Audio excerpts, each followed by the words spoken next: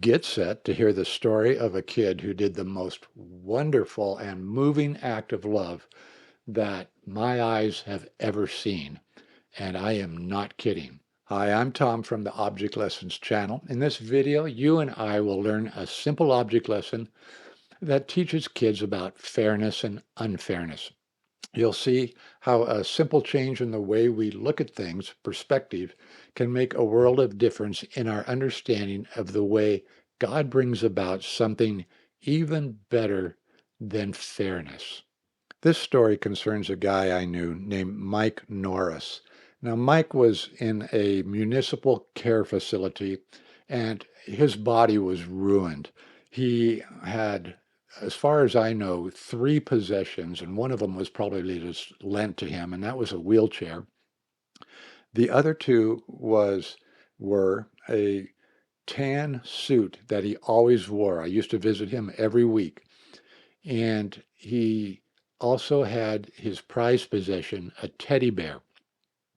Now, I want you to imagine this was a municipal care facility, and they are not known for treating patients like human beings, really. I would go in there with my youth group, and we would find walking in the hall adults literally in diapers on the floor, sitting in their own urine, and no caretaker. Or even you'd see a caretaker just walk on by, going about their business. Well, Mike was not like that. He was in a wheelchair. He was completely immobile, except for a little bit of one hand and the foot on one leg. Everything else was tied down with towels.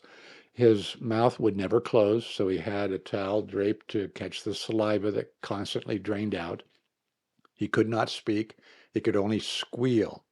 And yet he always had this great smile. And I got to know Mike, and he was a fantastic guy.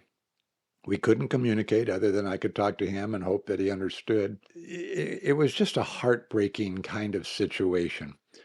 One day I went there, though, and I got to tell you, this is the greatest love story I've ever seen. There was a big room that had no tables, just chairs around the edges. Apparently, I think they were for visitors to come and talk to people. And it was linoleum, so it was like a giant school cafeteria, only without any kind of furniture. And I walked in there, and there was Mike, and he squealed because he loved to see me. And he comes rolling over as best he can. He couldn't use his hand because his arm was tied down, so he had to use his foot like this with a couple of toes to drag himself, his wheelchair, along the floor towards me. And he got there, but then he heard a commotion in the middle of the room. All by himself in the middle of the room was a kid in a wheelchair screaming and yelling. He was obviously angry. He was bitter. He was mad at life, I think. And he's just going crazy. And of course, he's being ignored by everybody. But Mike turned around and inched his way over to the guy and gave him his prized possession. He gave him the teddy bear that he had every time I had ever seen him.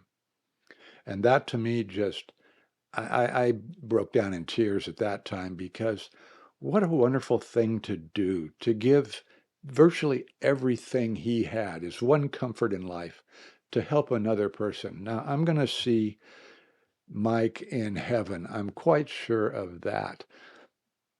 That story is told from the perspective of a young boy who knew the Lord.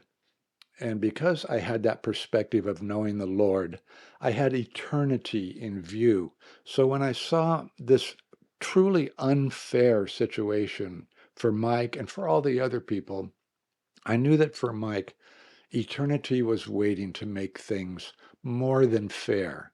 Jesus would do just amazing miracles for Mike when Mike entered into eternity. And that is the perspective I had with Mike. Now, a few years before that, before I had become a Christian, there was another situation where I did not have that perspective. I was in middle school. I had just reached puberty, and I'm like, I got to get a girlfriend. I got to get a girlfriend, and I went about it totally the wrong way. And it didn't work out, as you'll find out in this horrible, horrible story. But the girl that I was interested in, she was totally unobtainable. She was, first of all, a grade level older than me. She was beautiful, gorgeous, and popular with all the big men on campus kind of thing. And she had her society, and I had my little tiny group of friends and nerds. Well, it was an assembly, and she sat in front of me and off to one side, and I sat back behind her with my little row of friends, and I saw her, and I thought, ooh, maybe I can get to know her. So during the assembly, the principal was giving out awards for 3 or 4 students, and he's praising these kids. And I think I got to figure out a way to meet this girl and talk to her. So I started cracking jokes at the expense of the principal and the students on stage. And I was hot, man. I was going for it. And everybody in my row was starting to bust up, because you can't make a fuss because they'll throw you out. And I saw this girl just kind of tighten up and, like, what's that noise back there? And finally she turned around and said, "Who are you?" And I thought, oh, good. She recognized me. Well, that was on a Friday, and all Saturday and Sunday, I'm thinking, how can I meet this girl? What can I say now that she's recognized that I exist, which I'm sure she hadn't. And I'm in my homeroom, first class of the day, and over the speaker system, the president announces that girl, her siblings, and her mom and dad was flying to Las Vegas in their light plane, father at the wheel, and crashed into a mountain, and everyone was killed. Now, I did not have the perspective of heaven at that time, and so it was like, this is wrong. And it was wrong. It's the world of sin that we live in. But I had no basis of knowing what to think or what to do. And so it took me a long time to get over it. In fact, probably when I became a Christian, I began to understand that this world is a certain way, but the next world is coming.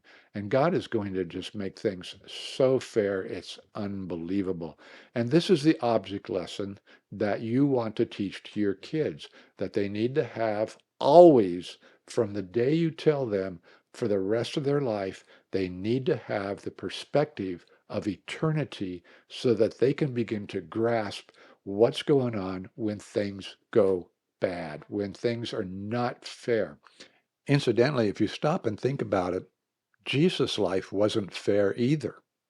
Now, I'm excited to inform you that I get to eat this object lesson after the video, so let's cut it short, okay? Now, the free downloadable PDF file linked below contains the instructions for what to do with this chocolate bar, and it gives you something else you can do instead.